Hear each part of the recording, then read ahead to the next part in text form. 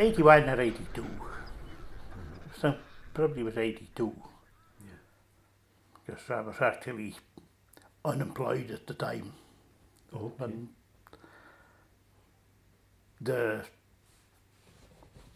when the Salmon started up then, well, Angus and August always used to go away to meetings and things, and I was doing nothing at the time, so I was called in to feed the fish while they were away. When they only had 5,000 fish at that time. So that was really how I started. I mean, it was just me and Angus and August to start with. They started off with a wooden cage here, so it was 12 foot square with 5,000 fish. Well, I mean, they weren't processing salmon at the time that I started because, well, it was 2 years.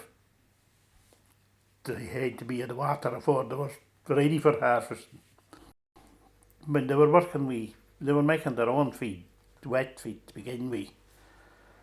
And, well, it was a meal and fish oil and or like the vitamins or something added to it, but they just had a big monster, mixed it all and monstered it, and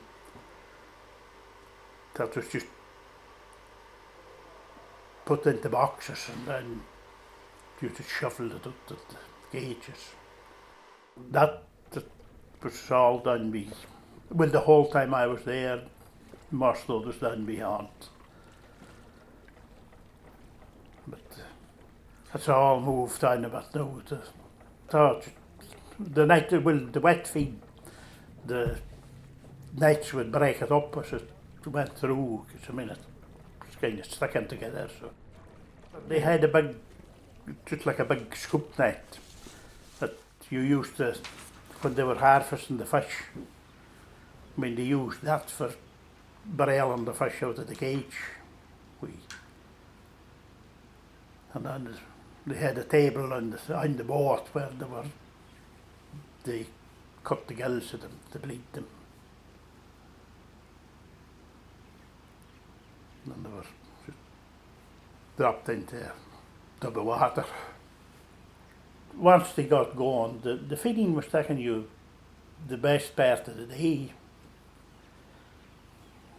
Because you might have to go away a load of feed and then come back in for another load of feed.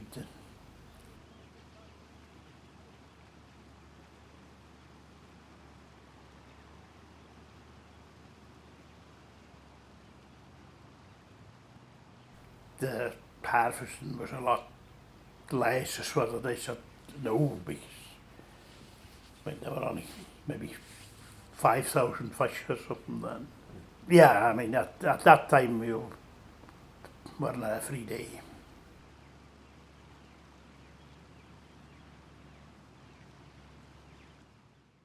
Well, the first boat that they had was just a small aluminium boat, maybe 14 feet or something. Was the first they had, and then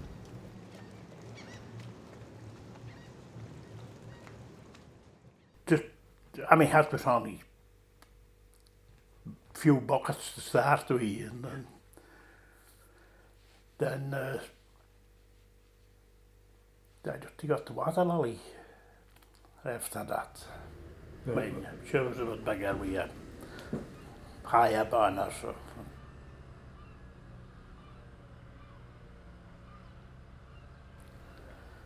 And then I think the next they got 2 40-meter polar circles. And then, well, they had a few polar circles to begin with, and they went from 40s to 50s. And then they got the first still system here. Well, that was just a different thing to work on entirely. I mean, that was 6 cages, 12 metres square. Yeah, they had a big 2-metre main walkway and then a metre right around. Was that a bit safer? Oh, that was a different thing altogether.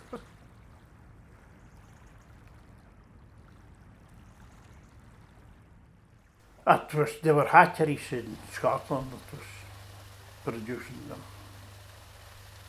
They bring them up with a They boat? could come up with well boats up here,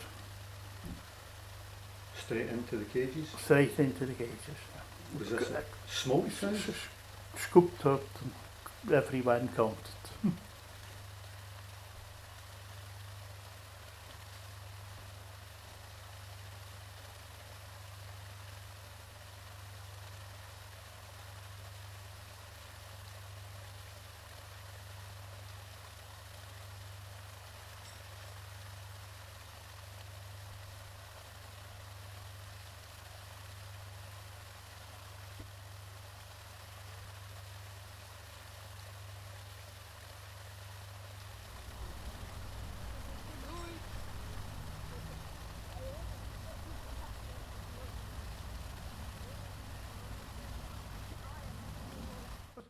They must have had some rough days out there. There were some course days. Nobody fell in though, did they? I don't know many it's not ended up at some point.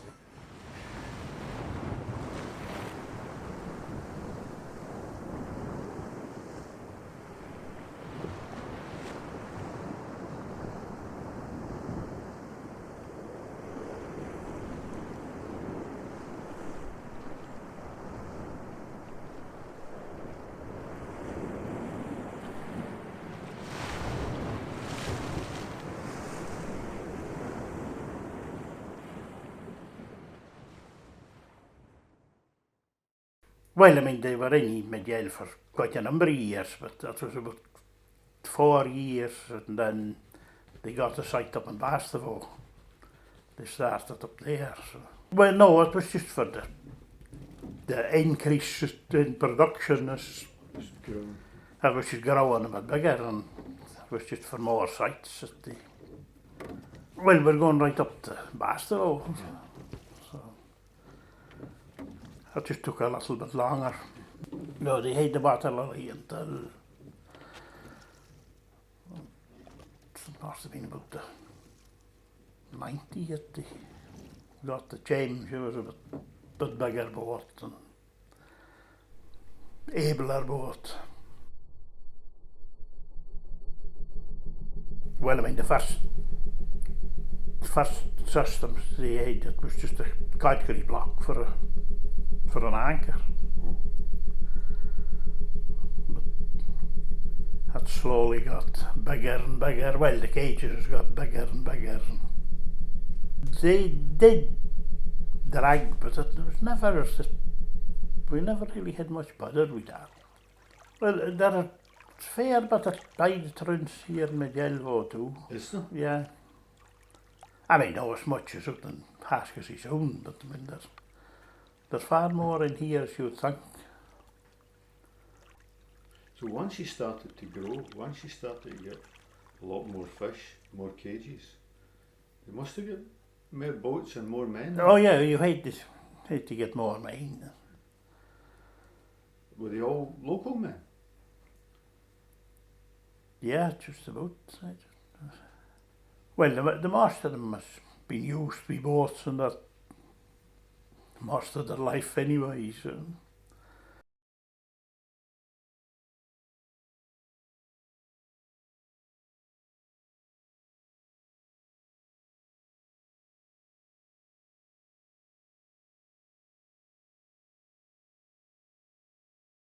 Do you know what the market is worth for this salmon? Who did eat it? We went to Tasmania. Maybe No, it I was- mean all the stuff that we produced, it all went south. Well, basically, that went the distribution place in Glasgow. Went all over for there. The packing side of it, they used to make the feed in one of the sheds in there. That after we moved down to Anderson's, they moved the packing station into where the shed where they were making the feed. So it was separate for the factory then. What did they get the ice for in the early days? They had ice at the factory. I mean, there were high ice machines there for years. Oh.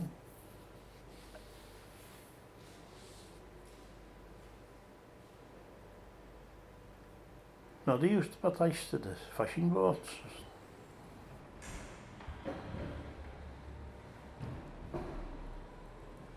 Been a big thing for the Irish. That's really kept a lot of people here.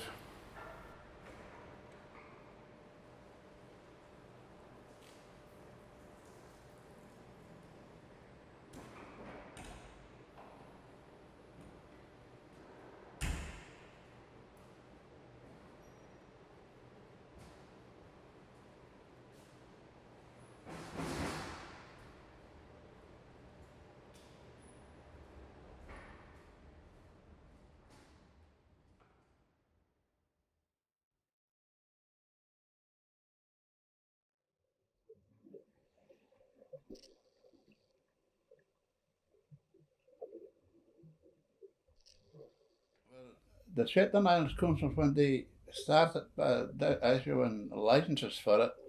They made it actually they had to be a Shetland born person involved in it. And that's how I got involved in it. We borrowed a cage for that for the SIC. They had in a loch somewhere in the mainland that they grew truits in or something. And that was a very small thing. It would have been probably less than the size of this floor. And that was a pretty just wooden thing with polystyrene floats on it. It wasn't a very great cage. And I always made the day that the boat came with the smolts. I was standing on it, waiting to take a rock for them to hide it to them. And I said, well, up this guy knows what I'm doing, or I'm going to pieces. And the drink. The boat was towering above me, like, it wasn't that the big wild boat either, that one, like. I think her name was the Head of Gabler. Well, we were interested in it because it was a kind of new thing that was just really come to Shetland at that time. The first guy that started it in Shetland was Jim Scott for the west side. I think he was the first thing. And then Gibby Johnson to Vidlin. We went to see Gibby was a year ahead of us, so he had a bigger setup, like, and more fish. Mm-hmm. Initially we had to do this test before you get money to proceed with it. You had to do a test. That's what we got the 5,000 fish in the penny cage for. And if you were successful in growing them to sell, then you could apply for grants and bank loans, etc.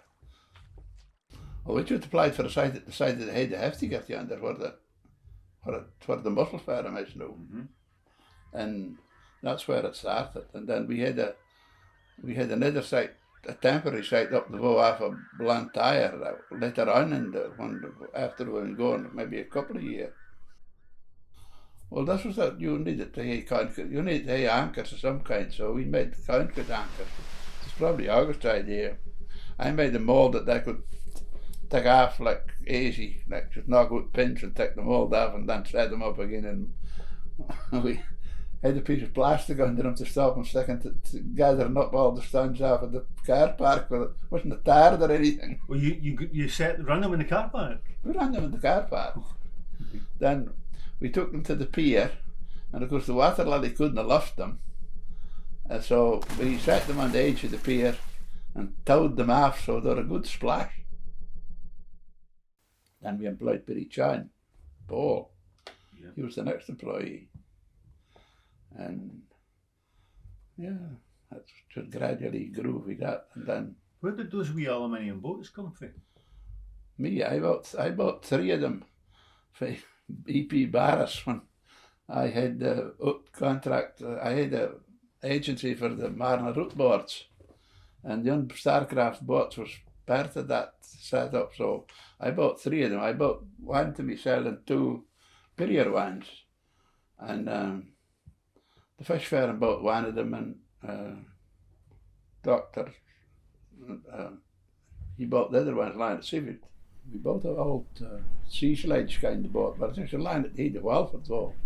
You know, that's the one that August fell out of.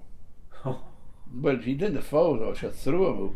Right. And she nearly threw me out of the mud of the Voe one day. I thought there was a boat coming with smalts, and I good to see if I could see any sign of her. And I just turned her kind of fast under power, and I felt her skidding, and I just dropped down in her. And when she gripped it again, if I'd been standing up, I'd get outside. There's no doubt about it. Was this at the same time as you had the water lily? Yeah. Yeah, there was August and Peter had the water lily. I don't think Peter was his partner in her, or that he should work with August on her, but August bought her for Hull Steelcraft, I think it came for.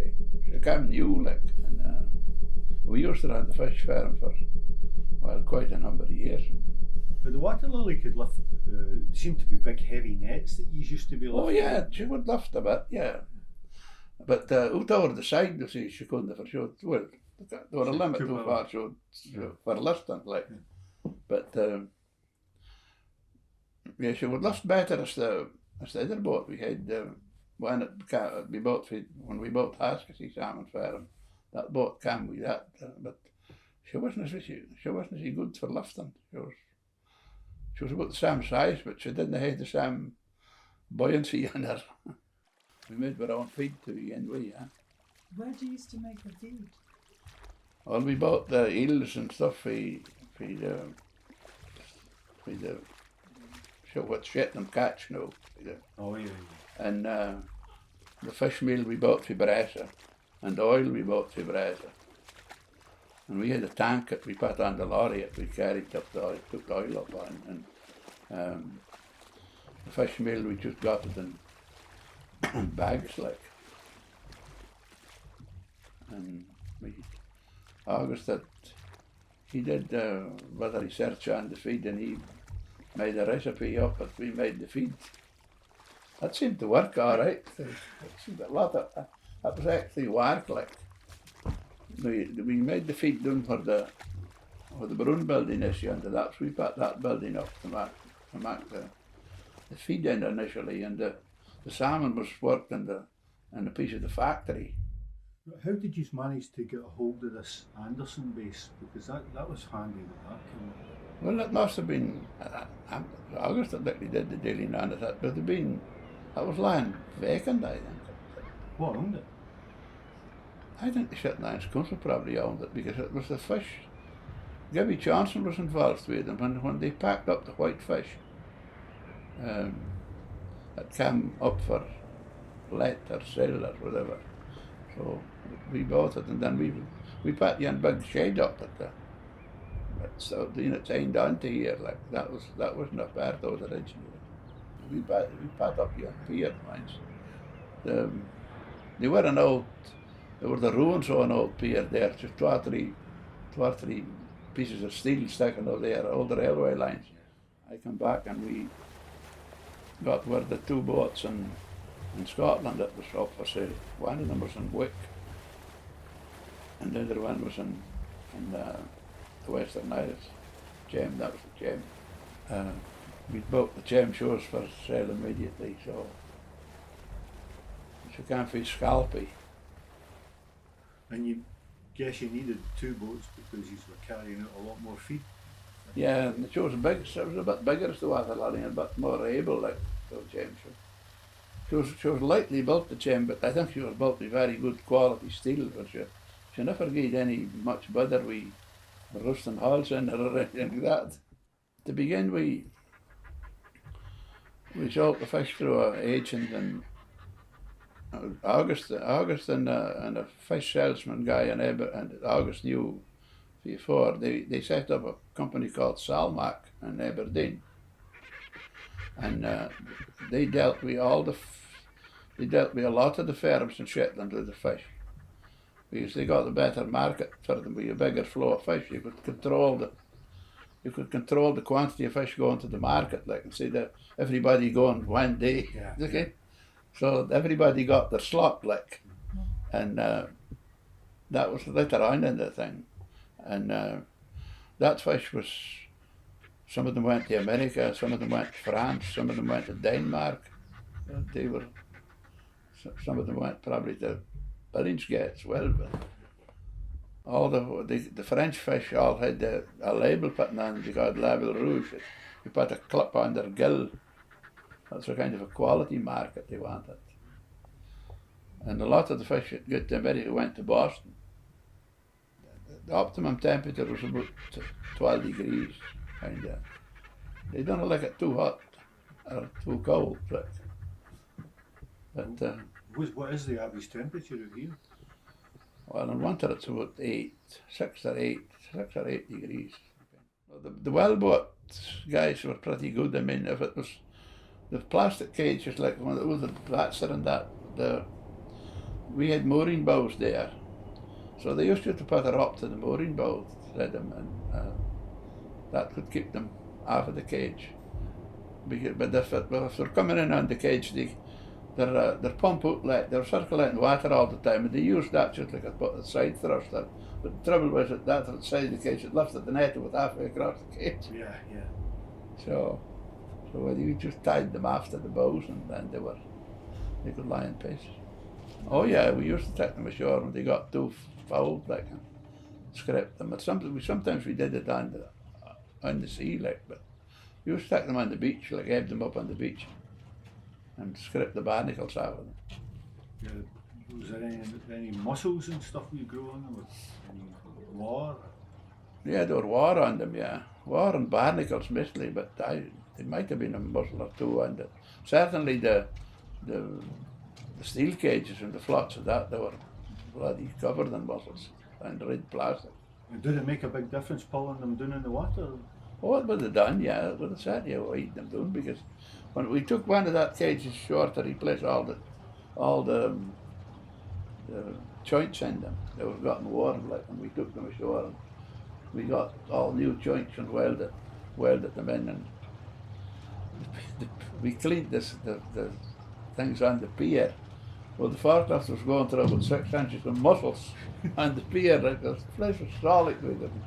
So they had a hatchery at the quays, we ended up at the north end on, and they had cages in the loch. And I was out there with the helicopter one day. Dominic Lawler was flying it. Do you just dip them in? They had a tub like it that was on a hinge like that, and they would drop it into the cage, and it would sort of go on its side like it filled with water, and then the smolts, like, they had it smolts that crowded up, like, and then he would just take off with it and fly to the cage here, and then he would do the same. He would dunk it at the water, and it would top the moot, like.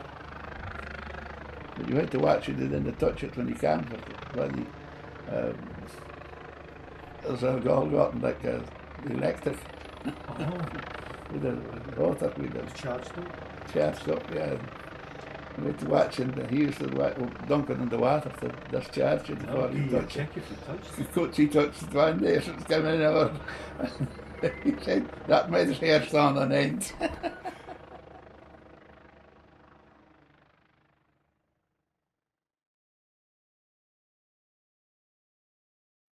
Whose idea was it to put the walkways in? Well, that was just to make it for us to feed them. Like, then we would work with a barrow. We'd just tip the bags into a barrow, and then she'd go walk down by the cage and feed them to the side. Like. So that was kind of done thing that. I mean, Victor launched it after we built it up on the Vadel at Cam, and then Victor pushed it into the sea. First digger he had. It's one of his first jobs after. No, I think we set out to make it work. There was never any doubt that we couldn't get it to work.